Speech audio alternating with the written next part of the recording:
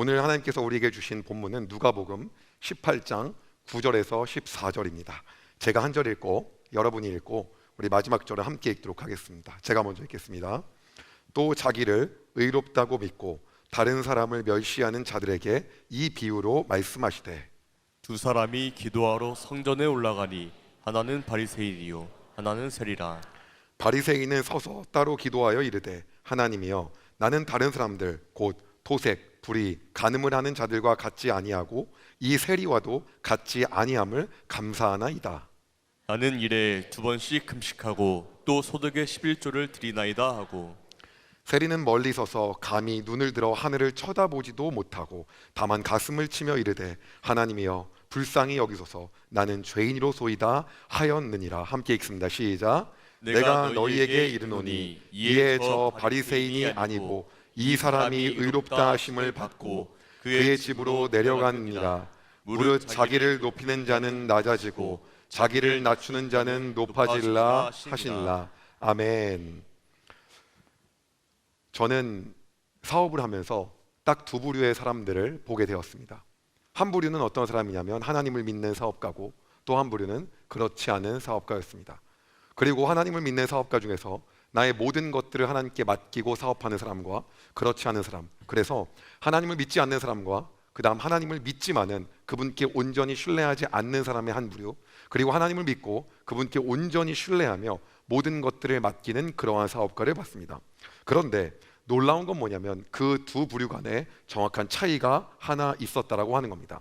하나님을 믿지 않는 사람과 그리고 하나님을 믿지만 하나님과의 전적인 신뢰관계가 완벽하게 확보되지 않는 사람은 무언가의 일이 발생했을 때 그 모든 원인을 자기에게 돌린다라는 거였습니다. 여러분, 우리가 학교를 다니거나 아니면 회사를 다니거나 아니면 캠퍼스에 있거나 직장 생활하거나 모든 생활 속에서 어떠한 일이 발생했을 때 이것에 대한 책임을 일단 나에게로 돌린다고 한다면 오늘 우리가 우리의 신앙을 다시 한번 점검하고 하나님과의 관계를 우리가 다시 한번 생각해야 합니다. 제가 아는 사업가들은 자신이 잘하고 성공했을 때 그 원인을 자기에게 돌리는 것들을 굉장히 많이 봤습니다. 왜냐하면 하나님이 없다고 생각하고 하나님을 믿지 않기 때문에 마땅히 영광을 돌릴 만한 큰 대상도 없다라는 거였습니다. 그렇기 때문에 내가 무엇을 해서 잘 됐고 내가 무엇을 했기에 여기까지 왔는지를 치밀하게 분석하는 것들을 저는 굉장히 많이 보았습니다. 그렇게 보다 보니까 결국 어떠한 문제가 생기냐면 모든 것이 나의 잘남으로 귀결되는 것들을 많이 보게 된 것입니다. 그런데 문제는 내가 이렇게 해서 잘했고 내가 저렇게 해서 잘했고라고 하는 여러 가지 원인과 근거를 분석해서 세팅을 딱 해놓는 순간 갑자기 무언가가 우리의 삶 가운데 일어나기 시작하냐면 두 글자로 교만이 찾아온다라고 하는 것입니다. 왜냐하면 이것이 전부 다 내가 잘한 거고 내가 이룬 거기 때문에 그 안에 남는 것이 사실상 교만밖에 없다라는 겁니다. 문제는 이 교만이라고 하는 것은 그 다음번에 뭘로 이어지냐면 내가 이러한 방식으로 성공했고 나는 이러한 방식으로 잘 됐기 때문에 누군가의 말을 들으려고 하지 않는다는 겁니다. 어떤 사람이 이런 말을 할 수 있습니다. 나는 하나님 필요 없어. 왜냐하면 하나님 실제로 없거든. 그리고 있다고 난 생각하지도 않아. 그렇기 때문에 나는 내가 잘하면 그냥 내가 잘난 맛에 살래. 너무 좋은 얘기예요. 근데 그것의 문제점이 뭐냐면 그 내가 잘난 맛에 대한 최종적인 결과가 교만이라고 하는 겁니다.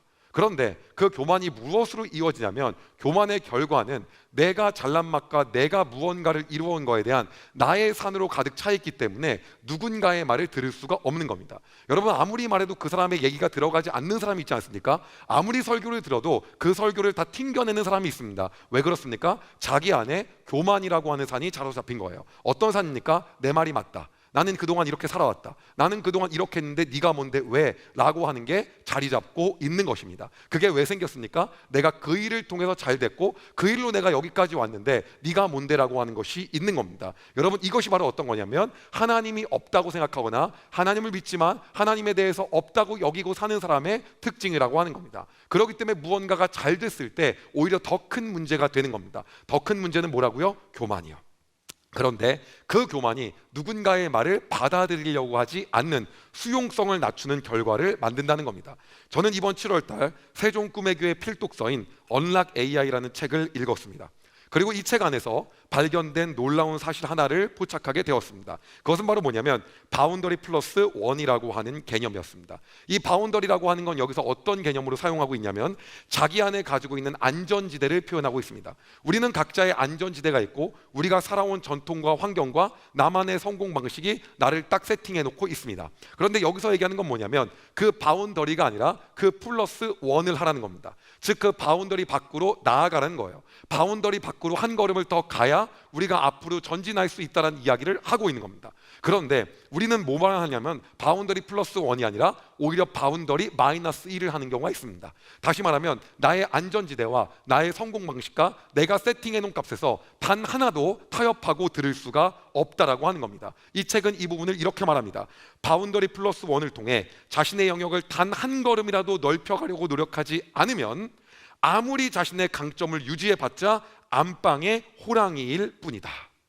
그러기에 그렇게 성공한 사업가들을 제가 봤는데 놀라운 것은 그 뒤에 이어지는 성공이 없다는 겁니다. 왜 없을까요? 무언가를 받아들이지 않으니까. 수용적인 태도가 없으니까 남의 말에서 들으려고 하지 않는 거예요. 우리가 변화가고 바뀌어가는 환경 속에서 무언가를 듣고 개선해야 되는데 개선될 여지조차 주지 않는 겁니다. 바운더리 플러스 원으로 가지 않는 거죠. 그렇기 때문에 이어지는 형통으로 가지 않는 거예요. 여러분, 이것이 바로 하나님을 믿지 않는 사람, 그리고 하나님이 없다고 생각하는 사람에게 성공이 왔을 때 이어지는 회로입니다. 자, 그러면 여기 T 성향들을 위해서 제가 표로 한번 정리했습니다. 자, 1번입니다. 하나님을 믿지 않습니다. T 성향 엄청 좋아하더라고요. 2번입니다. 이러고 성공합니다.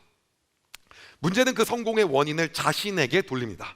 자신에게 돌리기 때문에 어떻게 됩니까? 당연히 모든 것은 내가 한 거기 때문에 교만할 수밖에 없습니다. 나에게 모든 성공 요인을 돌리는데 교만하지 않는 건 불가능합니다. 그리고 그 교만은 어떤 걸 만드냐면 나의 안전지대를 꽁꽁 싸매고 이 방법만 옳고 이 방법이 옳기 때문에 남의 말을 듣을 수가 없는 겁니다. 그렇기 때문에 어떻습니까? 5번에 다른 사람의 말을 들으려고 하지 않고 수용성이 없는 거죠. 어떤 걸로 이어집니까? 이게 실패로 가는 겁니다. 신의 존재를 인정하지 않고 신의 존재를 부정하는 사람들에게 이러한 과정이 뒤따라올 수밖에 없다는 겁니다. 나는 하나님을 믿고 그 존재를 인정하는데 왜 그러지? 나는 그렇다고 한다면 하나님이 없다고 생각하고 살기 때문입니다. 주일에 오면 있지만은 평상시에는 없다고 여기고 살기 때문인 겁니다.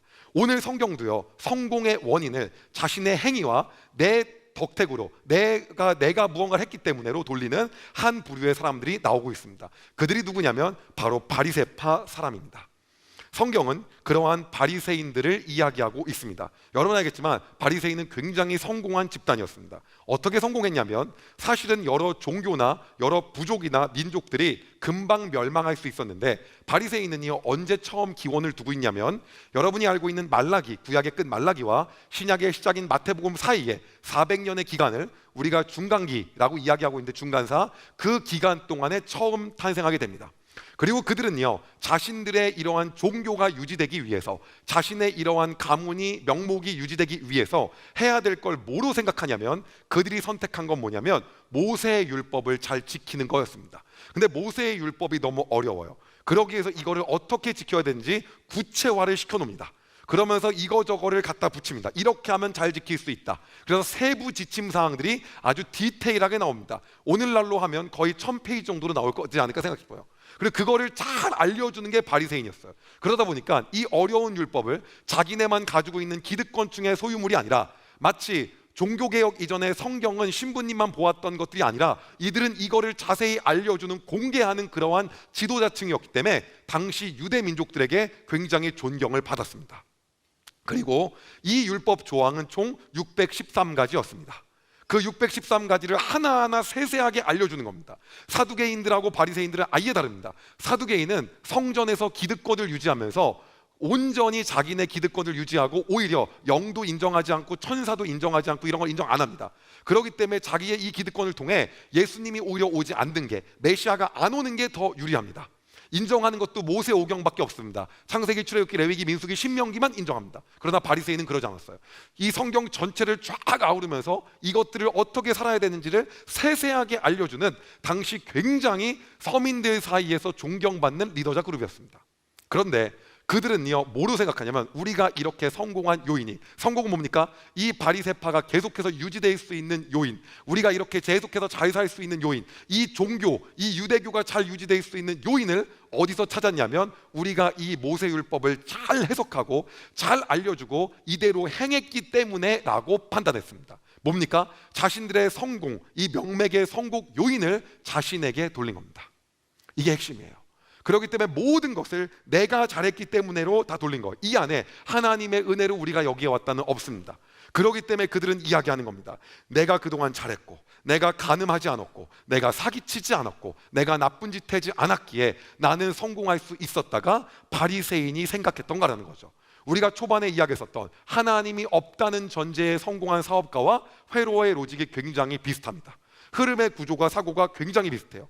그래서 오늘 성경 이 부분은요 바리새인을 보면서 이렇게 묘사를 하고 있습니다. 누가복음 18장 10절에서 12절인데 여러분이 읽었는데 제가 쉬운 성경으로 읽어드릴 테니까 편하게 들으면서 잘 이해해 보시기 바랍니다.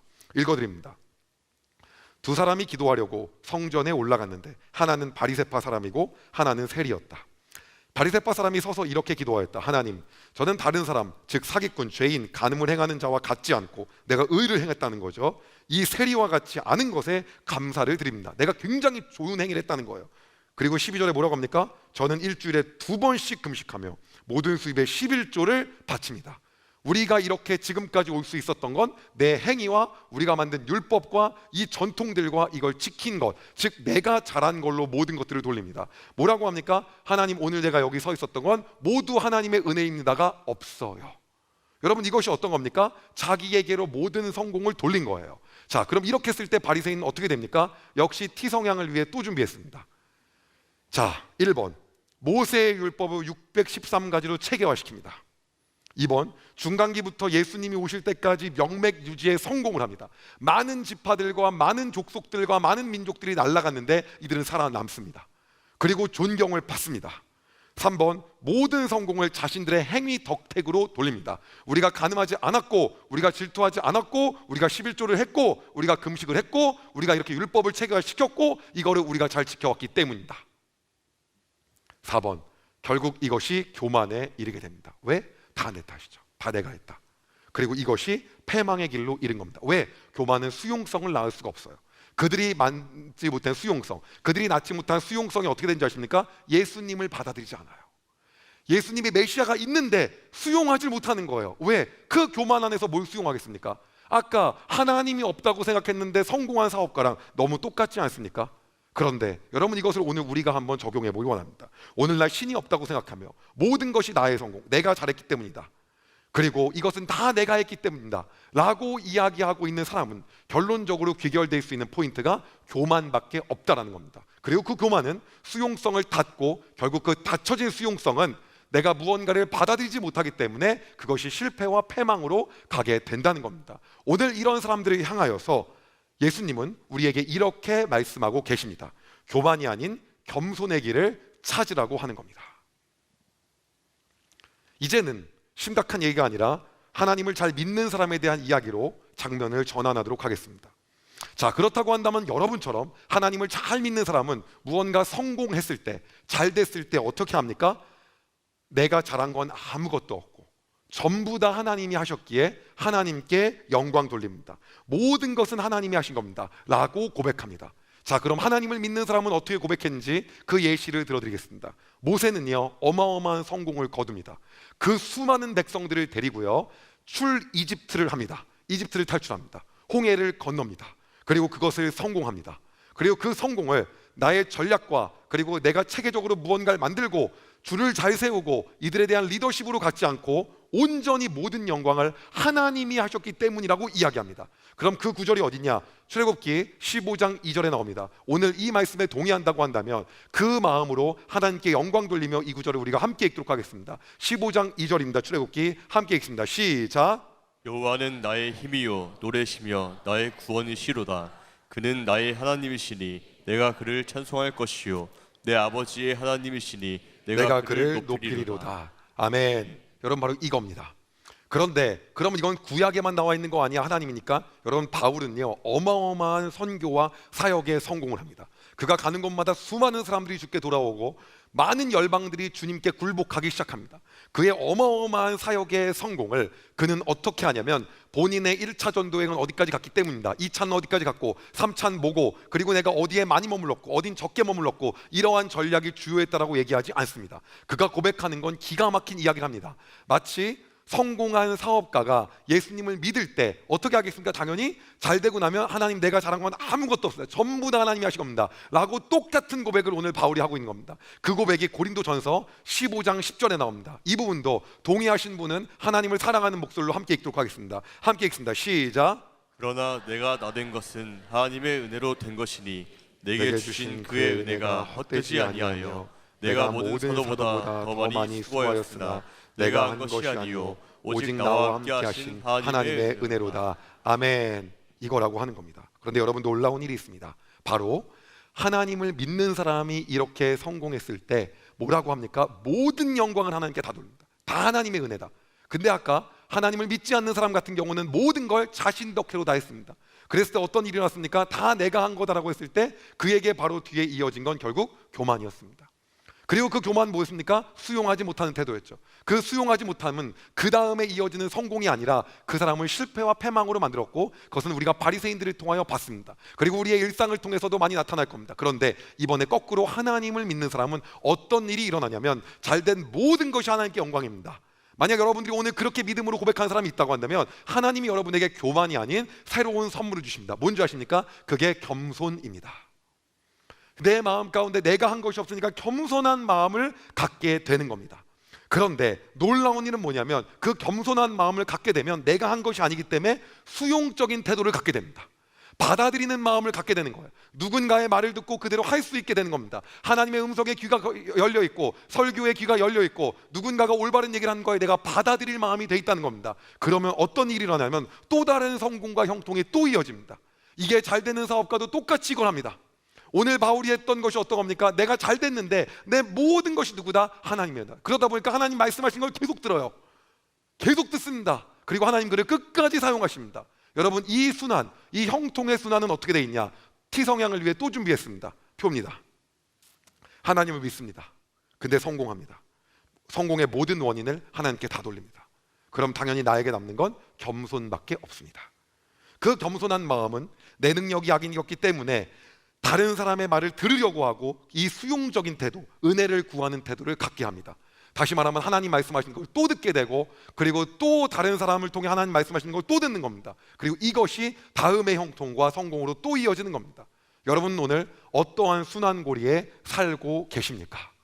여러분, 겸손이라고 하는 것은 하나님이 하나님 좋으라고 우리에게 주신 것이 아닙니다. 그 겸손은 놀라운 일이 뭐냐면 우리의 삶 가운데 우리가 잘 되라고 하나님이 주신 선물임을 믿으시기 바랍니다. 그렇기 때문에 이 겸손이라는 거 내가 겸손하게 만들어서 나 어떻게 하려고가 아니라 그 겸손은 여러분이 잘 되게 하려고 하나님이 오늘 여러분에게 교만이 아닌 겸손의 선물을 주신 것입니다. 여러분, 이것이 핵심입니다. 그러면 여기까지는 오케이. 그런데 나는 자의적이든 타의적이든 하나님을 믿게 돼서 이 삶을 살게 됐다라고 한다면 여러분의 삶을 축하하고 축복합니다. 놀라운 건 어떤 거냐면 여기까지는 알겠는데 그럼 신의 존재를 인정하는데 왜 신이 야훼야? 왜 여호와야? 왜 우리가 믿는 하나님이야? 왜 그렇습니까? 다른 건 모두 가짜이고 전부 다 가짜이고 신 중의 신, 왕 중의 왕은 하나님밖에 없기 때문입니다. 그것을 누가 얘기하십니까? 하나님이 직접 이사야 선지자를 통해 이야기합니다. 성경에 어디 있습니까? 이사야서 45장 5절 전반부에 정확하게 나와 있습니다. 하나님을 인정하신다고 한다면 우리가 하나님을 사랑하는 목소리로 함께 읽겠습니다. 시작. 나는 여호와라 나 외에 다른 이가 없나니 나밖에 신이 없느니라. 아멘. 나밖에 신이 없는. 여러분, 하나님을 믿음으로 인해서 여러분들의 인생이 형통의 순환고리에 있기를 소망합니다. 그런데 여러분, 놀라운 건 우리가 하나님을 믿는다고 다 잘 되지가 않아요. 누구는 절망, 낙심, 낭만, 근심, 걱정, 지금 안됨, 불안, 초조, 거기에다가 내가 계속해서 절망적인 순간에 있을 수 있다는 거예요. 그러면 그때는 하나님을 오늘 믿어야만 이유가 설교 제목인데 하나님을 믿을 필요가 없는 건가? 이제 그 부분에 대해서 이야기를 하려고 합니다. 나는 지금 상태가 안 좋고 나는 굉장히 지금 뭔가 되는 게 없는 상황인데 그럼 나에게는 하나님을 믿을 필요가 없는 것인가? 나에게는 의미가 없는 것인가? 이 부분에 대한 이야기를 이제 지금부터 하려고 하는 겁니다. 그러한 마음을 가지고 있는 사람들에게 오늘 예수님께서는 이렇게 말씀을 하십니다. 절망이 아닌 소망의 삶을 살으라고 이야기하는 겁니다. 우리는 삶 속에서 절망적인 순간을 상당히 많이 만납니다. 그런데 절망적인 순간에 하나님이 없다고 사는 사람은요, 하나님을 믿지 않고 하나님이 없다고 살면요, 어떤 일이 생기냐면요, 그 모든 절망의 원인은 둘 중에 하나입니다. 환경 탓 아니면 내 탓입니다. 환경 탓을 하면 이렇게 얘기합니다. 옛날 분들은 아유 무슨 업보를 쌓아서 네 조상이 뭘 잘못해갖고, 그리고 얘기하는 거죠.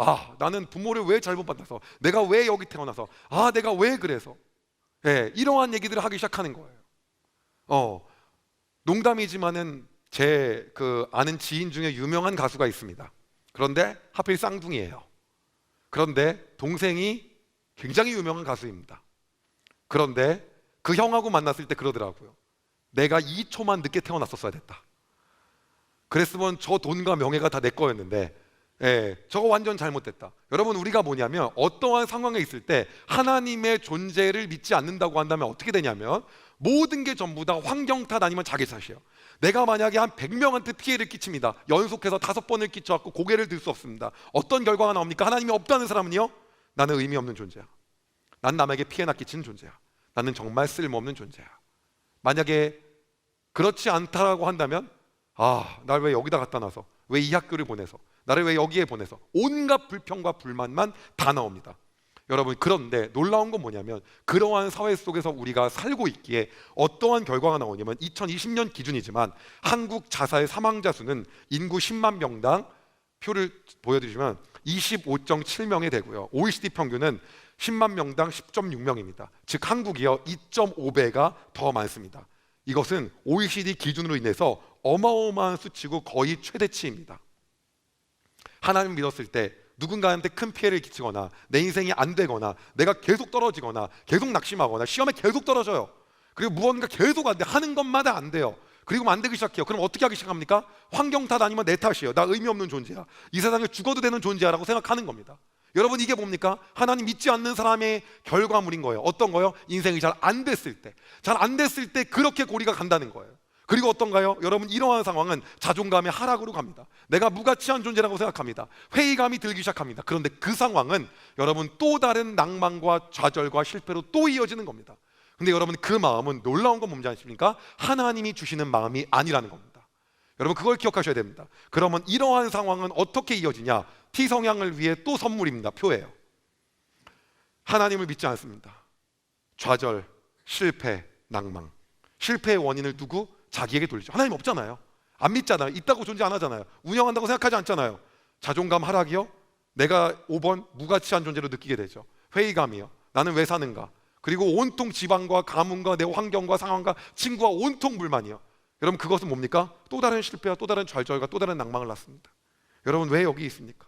이 상황 속에서 혹시 왜 있습니까? 난 하나님을 믿음에도 불구하고 이 고리에 있다고 한다면 오늘 진짜 하나님을 믿음으로 인하여 이 상황이 끊어지기를 소망합니다. 자, 그렇다고 한다면 하나님을 만나고 하나님을 믿는 사람은 이 상황 속에서 어떻게 합니까? 이 상황 속에서 다 하나님 탓으로 올려갖고 하나님 왜 나를 이렇게 만들었고 이렇게 합니까? 아니요. 그 사람은 하나님의 그곳 가운데서 섭리를 찾습니다.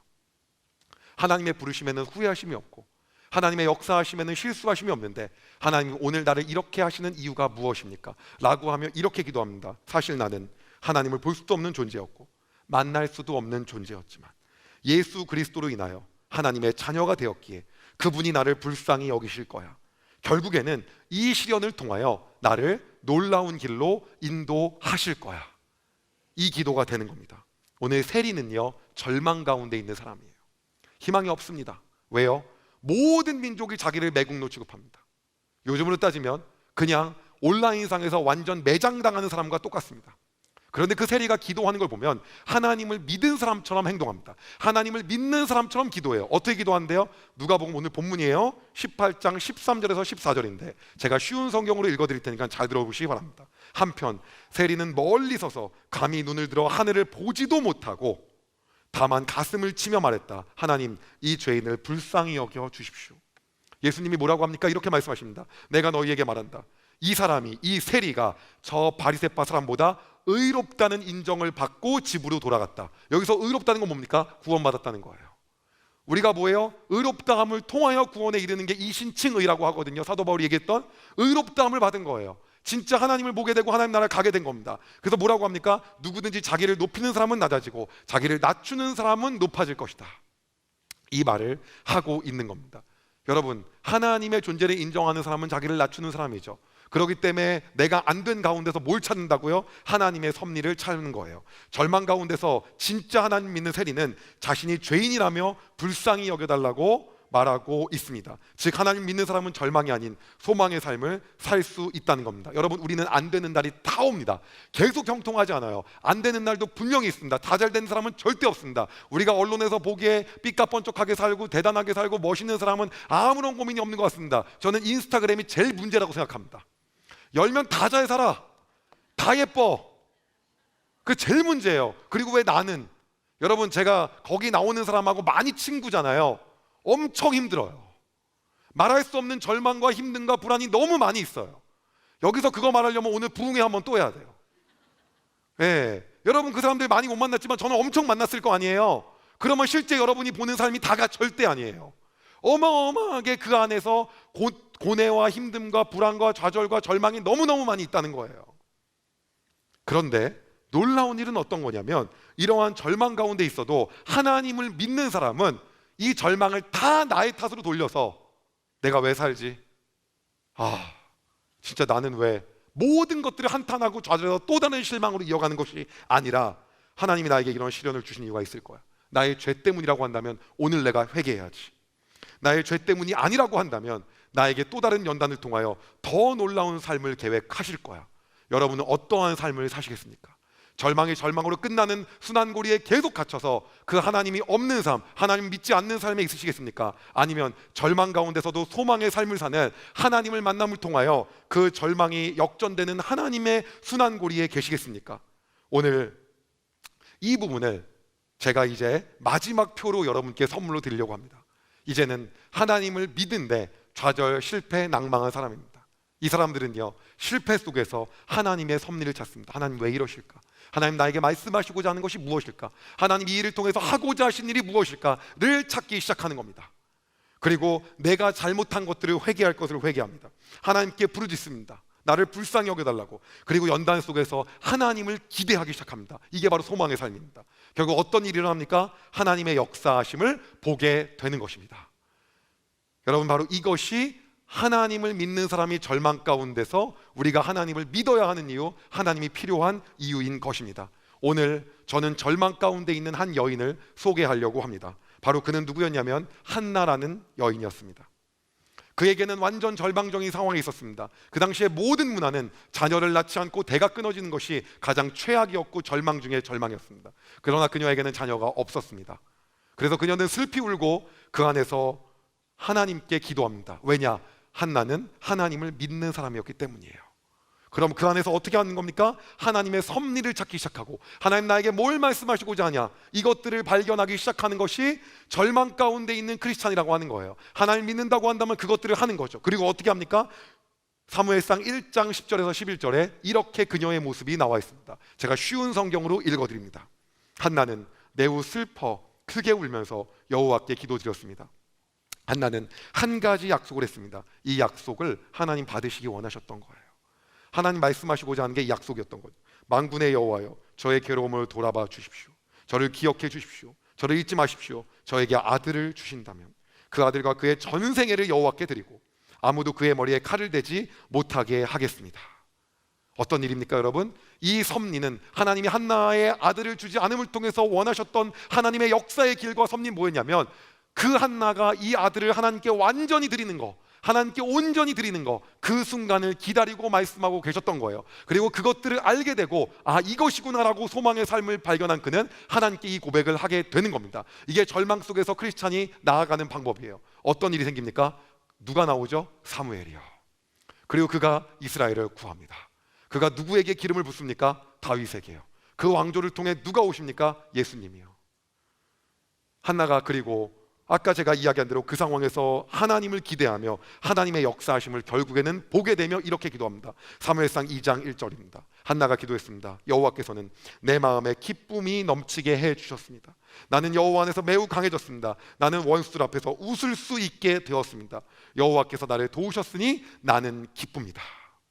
여러분, 절망 가운데서 하나님이 없다는 전제하에 살고 교회를 다녀도 하나님이 없다고 생각하며 살기에 모든 것을 내 탓으로 돌리고 그러기에 나는 쓸모없는 존재야, 아니면 내 환경은 왜 이런 거야, 불만과 자기 탓과 회의감으로 사시겠습니까? 아니면 그 가운데서 하나님의 섭리를 발견하시겠습니까? 오늘 하나님은 우리에게 말씀하시는 것이 그 가운데 내가 너를 향한 놀라운 계획이 있다고 말씀하시는 겁니다. 그 시련과 연단을 통하여 내가 섭리하고 역사하고자 하는 방향이 있다는 겁니다. 그래서 오늘 우리에게 말씀하시는 것은 바로 요셉이 감옥 가운데서도 하나님의 섭리를 찾으며 소망의 삶을 살고 하나님이 시간을 통하여 나에게 놀랍게 역사하실 것이 있을 거야를 통해서 그의 삶을 역전시킨 하나님의 인도하심을 보기를 원하는 것입니다. 그리고 하나님께서는 오늘 다윗이 피난길 가운데서도 이러한 과정에서도 분명히 하나님은 나를 향해 역사하심이 있으실 거야, 나를 향해 놀라운 계획하심이 있으실 거야 라는 그 소망의 삶을 살고 하나님을 기대하며 하나님을 보게 됐던 그 다윗의 삶을 여러분들이 살기를 원하시는 겁니다. 오늘 여러분은 어떠한 삶을 선택하시겠습니까? 이제 말씀을 마무리하려고 합니다. 우리는 우리의 인생에서 여러 가지 선택의 경로가 있습니다. 근데 그 선택은요 아주 간단합니다. 우리가 하나님을 만약에 믿는다고 하면요, 우리가 만약에 잘 될 때 그 하나님을 믿는다고 한다면 우리에게 남겨지는 건 뭐밖에 없냐면 하나님, 다 하나님이 하신 겁니다. 그러기에 내 안에 내가 드러낼 게 없기 때문에 하나님이 우리에게 겸손을 선물로 주십니다. 그 겸손은요 무언가를 받아들이고 수용하게 만듭니다. 그래서 우리가 하나님의 음성을 또 들을 수 있고 예수님이 우리에게 말씀하시는 것들을 우리가 받아들일 수가 있는 겁니다. 그리고 그것은 또 다른 형통의 길로 하나님이 우리에게 인도하시게 그 선순환 고리를 만드신 겁니다. 그러나 하나님을 믿지 않고 하나님이 없다는 존재로 살고 있다면 우리가 잘 됐을 때 모든 원인을 우리 탓으로 돌릴 수밖에 없습니다. 내가 잘한 거다, 내가 무언가를 해서. 그리고 그 삶은요 결국은 나의 지식과 내가 잘됨을 완전히 만들어서 나를 교만하게 만들 수밖에 없습니다. 그리고 교만은 무언가를 받아들이는 것이 아니라 다 받아치는 바운더리 플러스 원이 아니라 오히려 마이너스로 가게 만들기 때문에 결국은 바리새인들과 같이 패망의 길로 가게 되는 겁니다. 오늘 여러분은 어떠한 삶을 선택하시겠습니까? 여러분이 만약에 절망 가운데 있다고 한다면, 하나님 믿지 않으면 모든 것은 신이 없기 때문에, 하나님이 없기 때문에 다 내가 한 겁니다.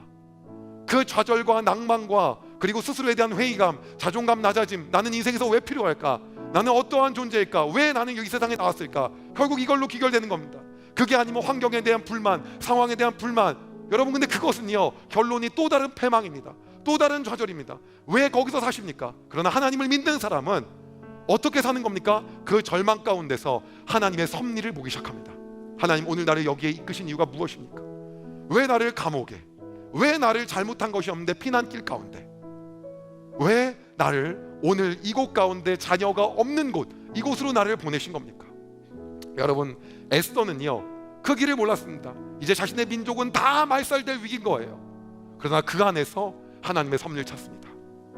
하나님이 이 일을 통해서 우리가 다시 하나님만 바라보게 하시는구나. 여러분은 어떠한 삶을 사시겠습니까? 여러분은 어떠한 길을 택하시겠습니까? 그리고 소망을 두고 사는 겁니다. 하나님 이 길을 통해서 놀라운 일을 행하실 거야. 만약 내 안에 죄가 있어서 회개할 것이 있다면 회개하게 하고, 낮아지게 함을 통해서 하나님을 향한, 하나님이 우리를 향한 놀라운 계획을 그 안에서 발견하기 시작하는 겁니다. 그럴 때 오늘 한나가 보았던 하나님의 인도하심을 우리의 삶 가운데 보게 되는 겁니다. 여러분, 이건 이성적으로 따져도 우리는 하나님이 있고 하나님을 믿고 살아야 되는 겁니다. 오늘 여러분은 어떠한 삶을 선택하시겠습니까? 저는 하나님을 믿는 삶을 살 것입니다. 그리고 그분을 따라가는 삶을 살 것입니다. 오늘 그 하나님이 여러분을 기다리고 있습니다. 맨날 교회만 나오고 나서 평소에는 하나님 없이 산다고 한다면, 오늘 절망 가운데 있다고 한다면 그 하나님을 인정하십시오. 그분이 여러분에게 섭리를 보여주실 겁니다.